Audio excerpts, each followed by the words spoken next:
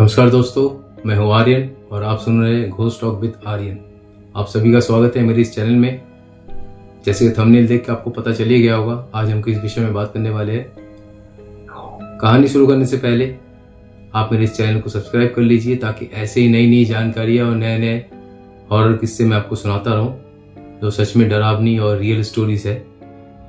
और कहानी पसंद आए तो कहानी को लाइक कीजिए, अपने दोस्तों और परिवार के साथ शेयर कीजिए ताकि वो भी हर किसी आने वाले खतरे से अवेयर रहे और एक दूसरे को ऐसे ही बचा पाए।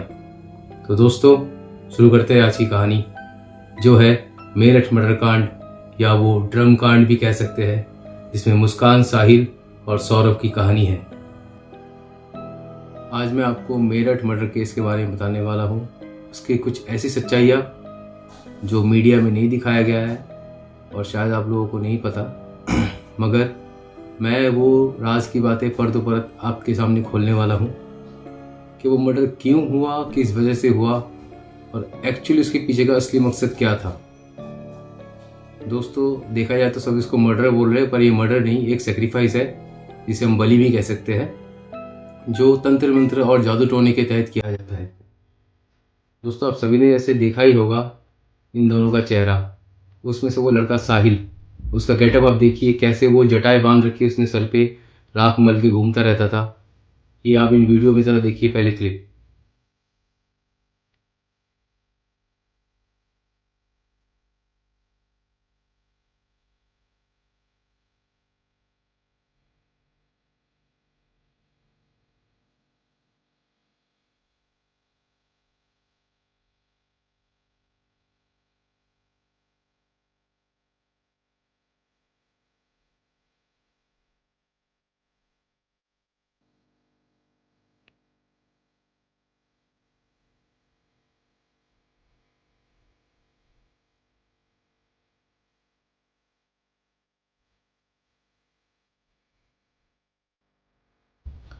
आज से 7-8 साल पहले मुस्कान और सौरभ अपने नाना जी के घर में मिलते हैं।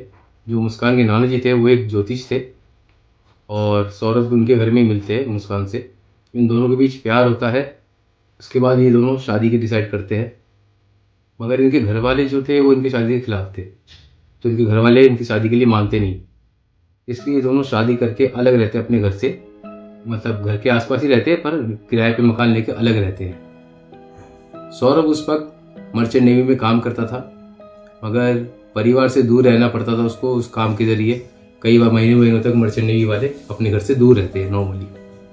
मगर नई नई शादी थी इनकी, तो इसको अच्छा नहीं लगा कि मैं दूर रहूं, इसलिए सौरभ ने मर्चेंट नेवी का काम छोड़ दिया और अपने घर आके मैं अपनी बीवी के साथ ही रहता था। मगर जैसे आप सभी को पता है, खाली प्यार से घर नहीं चलता, उसके लिए इंसान को कमाना पड़ेगा पैसा, जिससे उसका घर चलेगा। पैसे कमाएगा तभी चलेगा, और आजकल की ज़रूरत तो आप जानते ही हो, कितना भी कमा लो पूरा नहीं पड़ता। तो इसलिए 2023 में सौरभ काम करने दोबारा पहुंचा लंदन अपने एक दोस्त के साथ। वहाँ पे एक बेकरी शॉप ने अपने शुरुआत करी, तो बेकरी शॉप में वो काम करता था। दोबारा घर से दूर रहना पड़ा उसको, पेट की भूख ऐसी होती है। अब वहाँ पे वो रहता था, काम करता था। इधर मुस्कान जो थी, वो मुस्कान अपने एक व्हाट्सएप ग्रुप में ऐड थी, जो ग्रुप उसके स्कूल के रीयूनियन का था। उसी ग्रुप में एक लड़का था साहिल, जो मुस्कान के साथ 8th क्लास में पढ़ता था, मगर किसी रीजन से वो 8th क्लास में उसने अपनी पढ़ाई छोड़ दिया था। कुछ उसकी फैमिली प्रॉब्लम थी अपनी, जिसकी वजह से। मगर जब ये रीयूनियन ग्रुप दोबारा बना व्हाट्सएप का, तभी सब आपस में मिले। वहीं से मुस्कान ने साहिल से बात करनी शुरू करी। साहिल के बारे में उसको पता लगा वो थोड़ा मेंटली डिस्टर्ब है। उसकी मम्मी की डेथ हो गई थी और डेथ की वजह से वो मेंटली डिस्टर्ब था, ठीक से लोगों से मिल नहीं पाता था, थोड़ा समाज से दूर ही रहता था। अब धीरे धीरे मुस्कान और साहिल की बातचीत होने लगी। इनका आपस में अफेयर हो गया। इनका अफेयर कुछ ज़्यादा हद से बढ़ गया। साहिल मुस्कान के घर आने जाने लगा। इधर पड़ोसियों से सौरभ को इनके बारे में पता लगा। सौरभ ने कई बार अपनी वाइफ को समझाया, मगर इसकी बीवी नहीं मानी। हर बार बोलती थी सॉरी, गलती हो गई, अब दोबारा नहीं करूँगी, मगर वो फिर से वही हरकत करती थी। साहिल को अपने घर में बुलाती थी, उससे मिलती थी और उनके बीच सारे संबंध बनते थे। इधर सौरभ को जब सब कुछ पता लगने के बाद भी वो अपने परिवार से दूर नहीं हो पाया अपनी छोटी बच्ची, जो इनकी एक बच्ची थी, उसके ज़रिए कि बच्ची का क्या होगा अगर मैं छोड़ दूंगा या मैं डिवोर्स ले लूँगा तो इसलिए सौरभ ने डिसाइड किया कि मैं इंडिया वापस जाता हूँ, जाके वहीं रह के कुछ कर लूँगा या मैं अपने परिवार के पास जाऊँगा तो वो ठीक हो जाएंगे सारा सब कुछ। ये सोच के वो इंडिया वापस आया। अब मार्च में जैसे वो इंडिया वापस आया, आने के बाद यहाँ पे मुस्कान ने पहले से सारी तैयारी कर रखी थी। अब उसकी तैयारी ऐसी थी जिसे सुन के आप लोग दंग रह जाएंगे। मुस्कान ने क्या किया, पहले से ही झूठा डॉक्टर का प्रिस्क्रिप्शन बना के नींद की हैवी डोज की दवाइयाँ खरीद ली, जो उसने घर में ला के रख लिया। कि इनकी प्लानिंग पहले से चल रही थी कि ये वापस आएगा तो उसके साथ हम लोग ऐसा करेंगे। अब उसने मार्केट से जाके 2 चाकू और एक उस्तरा खरीदा। फिर किसी और जगह से जाके उसने एक ड्रम खरीदा प्लास्टिक का और कुछ सीमेंट की बोरियां। वो सब उसने अपने लाके घर में रख दिया, जिस घर में वो किराए पे रहते थे। फिर जब सौरभ आया तो सौरभ के साथ ही अच्छे से मिली। इसने अपनी बच्ची का बर्थडे सेलिब्रेट किया सौरभ के साथ। करने के बाद सौरभ के कोल्ड ड्रिंक में इसने नींद की दवाई मिलाई, मगर सौरभ ने वो दवाई पिया नहीं था। फिर सौरभ के घर से कुछ खाना आया था सौरभ के लिए, इसने उस खाने में मिला के नींद की दवाई सौरभ को खिला दिया, जिससे सौरभ की वहीं पे एकदम चेतना खो के गिर गया कुछ देर बाद ही। तब मुस्कान का बॉयफ्रेंड साहिल इनके घर में आया, जो इनकी आपसी प्लानिंग थी। आने के बाद साहिल ने मुस्कान को कहा कि इसको तुम खुद ही वध करो। बात यहाँ सोचने वाली है दोस्तों, वध करो। वध का इस्तेमाल हम कब करते हैं या कोई भी कब करता है हमारे समाज में? नॉर्मली हम किसी को मार रहे हैं या किसी को कुछ कर रहा है कोई भी, तो वो ये कहता है कि इसे मार दो, इसका मर्डर कर दो, कुछ भी। मगर यहाँ पे कहा गया है कि इसका वध करो, और वध करने का तरीका भी कुछ अलग था। मुस्कान ने पहले एक चाकू लेके अपने पति सौरभ के ऊपर बैठ के उसके हार्ट पे यानी उसके दिल पे चाकू को प्रेशर से घुसाया अंदर। इतना एक्सट्रीम पेन हुआ सौरभ को कि वो जो नींद की दवाई खा के बेहोशी में चला गया था, वहां से वो अपने होश में आने लगा। उसकी आंखें खुल गई, मगर बॉडी उसका ठीक से काम नहीं कर रहा था। वो सारे दर्द महसूस कर रहा था, मगर कुछ कर नहीं पा रहा था। सोचो, एक इंसान होश में है, दर्द सारा महसूस कर रहा है, मगर कुछ कर नहीं पा रहा है। उस हालत में उसके साथ ऐसे क्रूर व्यवहार कर रहे हैं लोग। इतनी बुरी तरह से तो कोई कसाई भी किसी बकरे को या किसी मुर्गे को नहीं काटता। तो पहले उसके छाती में उसने चाकू लेके उसके दिल पे वार किया, दिल को चीरा, वहां पे चाकू घुसा के उसको मार दिया। उसके बाद उसके गर्दन काटा गया, बाथरूम में घसीट के ले जाके, जो साहिल ने किया। हाथ के दोनों पंजे काटे गए। दोनों पंजे काटने के बाद उसके और टुकड़े करे गए। करने के बाद उस लाश को मुस्कान ने अपने बेड के नीचे लाके रखा। यहाँ इनकी मानसिकता देखिए दोस्तों, कितने क्रूर थे ये लोग। उसी बेड के ऊपर इन्होंने फिर पूरी रात बिताई। अब आगे बताने की जरूरत नहीं क्या क्या किया होगा। पूरी रात बिताई। उसके बाद अगले दिन सुबह जो साहिल था वो सौरभ की कटे हुए गर्दन को और उसके हाथ के दोनों पंजों को लेके अपने घर पहुंचा। उसके घर में एक दीवार में ये वाली फोटो बनी हुई थी, ये देख सकते हैं आप दोस्तों। ये है एक सैटर्न का चिन्ह, जिसे जादू टोना तंत्र मंत्र में यूज करते हैं। तो ये साहिल जो है, इसका गेटअप आप देखिए, सर पे जटाएं है और राख वगैरह लगा रखा है इसने। तो ऑब्वियसली ये ऐसी चीजों में कोई इन्वॉल्व था। तो वहां पे जाके इसने पहले ये तंत्र मंत्र किया, सौरभ की कटी हुई मुंडी को वहां पे चढ़ाया। उसके बाद उसके हाथ के दोनों पंजों को वहां पे रखा। इनका कुछ वहां पे रिचुअल था जो उसने पूरा किया। आई थिंक इसके बारे में जैसे मैंने पता किया तो ये रिचुअल ये होता है, हाथ के पंजे इसलिए काटे गए थे कि सौरभ की जो किस्मत की लकीरें है वो साहिल के लकीरों से मिल जाए, और जो उसकी अच्छाई है, जो भी इसके गुड लक चार्म है, वो इसके पास आ जाए, और इसके बैड लक सारे उसके पास चले जाए। और इसकी मुंडी को जो काट के वहां पे चढ़ाया गया, वो उसको एक भेंट या भोग चढ़ाया गया होगा उस शैतान को। इसके बाद वो उसकी मुंडी और पंजों को वापस लाके घर में रखा। रखने के बाद इन्होंने क्या किया, उस ड्रम में सीमेंट घोल के इसके बॉडी और इसके मुंडी और पंजों को उसके अंदर डाल के सीमेंट भर के ड्रम को बंद कर दिया। बंद करके ये लोग चले गए घूमने चले गए ये लोग, शिमला मनाली वगैरह। अब इसने अपनी बेटी को, मुस्कान ने अपनी बेटी को अपने माँ के घर भेज दिया, ये बोल के कि हम वहां पे घूमने जा रहे हैं सौरभ के साथ, जो उसका पति था। और वहां पे टेम्परेचर -10 डिग्री है, तो बेटी को दिक्कत हो जाएगी, बेटी को आप रखिए मम्मी, हम दोनों घूम के आ रहे हैं। ये बोल के ये दोनों ये मुस्कान अपने आशिक के साथ घूमने चली गई। मुस्कान का प्लान ये था, ये फिर बोलती कि सौरभ दोबारा वापस चला गया काम करने के लिए लंदन, और ये दोनों यहाँ पे अपने अय्याशी में ऐश करते रहते। मगर इनका प्लान फेल हो गया। वहाँ पे जाके अय्याशी करते करते इनके हो गए पैसे ख़त्म। मुस्कान के जब पैसे ख़त्म हुए, इसने अपने पति के अकाउंट से पैसे निकालने की कोशिश किया, मगर वो निकाल नहीं पाई। किसी रीज़न से इनके अकाउंट ब्लॉक हो गया, कुछ भी हो, वो निकाल नहीं पाई।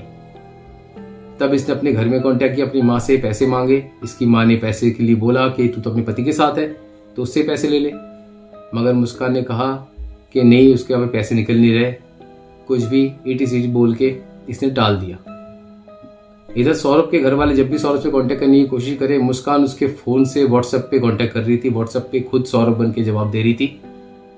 वो फ़ोन रिसीव नहीं करती थी, हमेशा व्हाट्सएप पे बात कर रही थी, व्हाट्सएप पे ही जवाब दे रही थी। अब ऐसा करते करते इनको भी लगा कि चलो दोनों बिजी होंगे, वहाँ घूम रहे होंगे, बहुत दिनों बाद आया हस्बैंड वाइफ, हम डिस्टर्ब नहीं करते ज़्यादा। इधर ये लोग जिस मकान में रहते थे, उस मकान मालिक ने इनको बोला, जब ये वापस आके घूम के शिमला से, इनको बोला कि मुझे घर रेनोवेट कराना है, आप लोग घर खाली कीजिए। तो मुस्कान ने कहा ठीक है, चलो हम घर खाली करते हैं। मुस्कान ने घर खाली करने के लिए जो पैकेज एंड रिमूवर वाले होते हैं उनको बुक किया, दूसरी जगह घर लेके एक। अब बुक करने के बाद वो लोग आए, उन्होंने घर का सारा सामान टेम्पो में डाल के ले जाने लगे। लास्ट में एक ड्रम था बड़ा भारी सा, इतना भारी कि 2 मजदूर उसको उठा नहीं पा रहे थे, हिला भी नहीं पा रहे थे। उन्होंने बहुत कोशिश किया उसको उठाने की, हिलाने की, मगर वो लोग उसको टस से मस नहीं कर पाए। उन्होंने पूछा कि मैडम इसके अंदर क्या है, इतना भारी ये उठ नहीं रहा है। तो मुस्कान ने बोला इसके अंदर कुछ नहीं है, बस कुछ गार्बेज है, कबाड़ का सामान है, तो आप लोग इसको उठाइए। ये बोल के मुस्कान इधर उधर कुछ काम में बिजी थी, कहीं चली गई। इन मजदूरों ने उसको बहुत उठाने की कोशिश किया, उठा नहीं पाए, मगर गलती से उनसे वो ढक्कन खुल गया ड्रम का। ढक्कन खुलते ही अंदर से स्मेल आई, क्योंकि सीमेंट ऊपर ऊपर से हल्का सूखा था, अंदर पूरा सूखा नहीं था। और जो मांस के सड़ने की स्मेल है दोस्तों, वो कितना भी दबा लो दबता नहीं है जब तक वो ज़मीन के बहुत अंदर तक ना दबे। तो स्मेल आई। स्मेल आने के बाद मजदूरों को शक हुआ। अब ऐसे में कोई क्या करता है, उन्होंने वही किया। उन्होंने जाके पुलिस स्टेशन में कंप्लेंट किया कि ऐसे ऐसे उस घर में हुआ था, हमें ऐसे शक हुआ तो हम आपके पास आए। फिर जब पुलिस वाले आए, आके पुलिस वाले देखा, पुलिस वाले को भी शक हुआ। तो दोस्तों 10 लेबर लगे उस ड्रम को उठाने के लिए, इतना भारी वो ड्रम था, सीमेंट डाली था अंदर। 10 लेबर मिलके उस ड्रम को उठा के एक टेम्पो में लोड किया गया। फिर उस टेम्पो को लेके पुलिस वाले लेबोरेटरी गए, जहाँ पे उस ड्रम को काट के उस ड्रम के अंदर से सौरभ की लाश बरामद की गई। सारी सच्चाई खुली तो उन्होंने गिरफ्तार किया मुस्कान को और साहिल को। वहाँ पे उनको पता लगा इन्होंने इसके मर्डर के लिए पहले से प्लानिंग कर रखी थी और बहुत दिनों से ये सोच रही थी कि इसको मर्डर करके इसकी लाश कहाँ पे छुपाए। जब कोई ऑप्शन नहीं मिला तो उन्होंने ऐसे ड्रम के अंदर इसको डाल के इसको सीमेंट से दबा दिया। अब इनके दिमाग में अगले प्लानिंग था, इस ड्रम को ले आके कहीं पे फेंक देते या किसी ज़मीन के अंदर गाड़ देते। मगर देखो दोस्तों, यहाँ पे इस औरत ने अपनी अय्याशी पूरी करने के लिए अपने पति को मारा। मारने के बाद उसको इतनी बुरी तरह से मार के फिर ड्रम के अंदर दबाया। और खाली यही नहीं, इसने उस लड़के को, साहिल को, उसको भी उकसाया था इसको मारने के लिए। इवन साहिल को भी अपने प्यार के जाल में इसी ने फंसाया था। साहिल दिमागी तौर पे थोड़ा कमज़ोर था या मिसबैलेंस था उसका दिमाग, जैसे भी बोल सकते हो। वो अपनी मरी हुई माँ से बात करता था, व्हाट्सएप में अलग से चैट करके या दूसरी आईडी से अपनी मरी हुई माँ से बात करता था। मुस्कान ने एक दूसरे नंबर से स्नैपचैट आईडी बनाई साहिल के माँ के नाम से। उसी आईडी से वो साहिल से बात करती थी उसकी माँ बन के, और कहती थी कि मुस्कान बहुत अच्छी लड़की है, तो उसके साथ रहे, उसके साथ तो अफेयर में आ, फलाना ढिकना, मैंने दूसरा जन्म लिया है, यहाँ से मैं तुझे समझा रही हूँ। ऐसा करते तो उसने साहिल का माइंड को भी वॉश किया करके अपने पास फंसाई, सिर्फ अपने पति की गैर मौजूदगी में अय्याशी करने के लिए। मुस्कान जो अपनी पति की सगी नहीं रही, वो साहिल का भी सगी नहीं रहती। काम हो जाने के बाद क्या पता उसकी लाइफ में कोई तीसरा आता तो वो साहिल को भी ऐसे ही रास्ते से हटाती। मगर इस बीच उस बेचारे आदमी सौरभ, जो अपने परिवार के लिए जिसने इतना कुछ किया, इतने साल बाहर रह के काम करके अपने परिवार को चलाने की कोशिश किया, इतनी सेक्रीफाइस करके उनके साथ रहने की कोशिश किया, इतनी गलतियां उसने छोड़ी उसका देखो क्या हाल हुआ। इतनी बुरी तरह से कोई किसी को नहीं मार सकता, इन्होंने पता नहीं कैसे मारा। दोस्तों ये वीडियो बनाने का मकसद मेरा बस इतना ही है कि आप सभी अवेयर रहे, अपने परिवार के साथ, अपने दोस्तों के साथ हमेशा आसपास ध्यान रखिए आपके परिवार में क्या चल रहा है, क्या नहीं चल रहा है। ये वीडियो बनाने का मकसद मेरा बस इतना ही है कि आप लोग सभी अवेयर रहे। अपने परिवार के लिए, अपनी फैमिली के लिए हमको काम करना ही पड़ता है। काम करने के लिए घर के पास रह के करता है, कोई घर से दूर जाके करता है, पर उसका मतलब ये नहीं कि उसके घर वाले उसके साथ ऐसे करें। और अगर कभी ऐसा कुछ आपको दिख भी रहा है, हो भी रहा है, तो प्लीज़ इस बात को आप इग्नोर ना करें। आपको कोई कॉम्प्रोमाइज़ या कोई सेक्रीफाइस करने की ज़रूरत नहीं है। रिश्ते में अनबन होती रहती है, अगर हो रहा है आप लोगों का आपस में नहीं निभ रहा है तो प्लीज़ अलग हो जाइए, अलग हो जाइए, अपनी अपनी ज़िंदगी अपने हिसाब से जिए। मगर ऐसे किसी को कोई हक नहीं है, किसी का बेटा, किसी का भाई, किसी का बाप छीनने का, वो भी इतनी बुरी तरह से, उसको इतनी बेदर्दी से मार के। अब इससे क्या हुआ, वो दोनों जेल में रहेंगे, उसका बाप मर गया सौरभ, और वो बेचारी बच्ची अनाथ हो गई हमेशा के लिए। और पूरी ज़िंदगी ये औरत मुस्कान जब तक जिएगी लोग इस पर थू थू करेंगे। इसे कोई डायल चुड़ैल से कम नहीं समझेगा कोई भी। तो दोस्तों ये थी मुस्कान और सौरभ की सच्चाई, जिसके पीछे खाली एक मर्डर नहीं बल्कि एक तंत्र मंत्र और एक बलि का रहस्य भी था। मिलते हैं आपसे अगली एक नई कहानी के साथ, तब तक के लिए अलविदा। और हाँ, मेरे चैनल को सब्सक्राइब कर लीजिए। मैं ऐसे नई नई कहानियाँ, नई नई सच्ची डरावनी कहानियाँ आप लोगों को सुनाता रहूँगा। तब तक के लिए बाय। और कहानी पसंद आई तो लाइक कीजिए, सब्सक्राइब कीजिए और अपने दोस्तों के साथ शेयर कीजिए।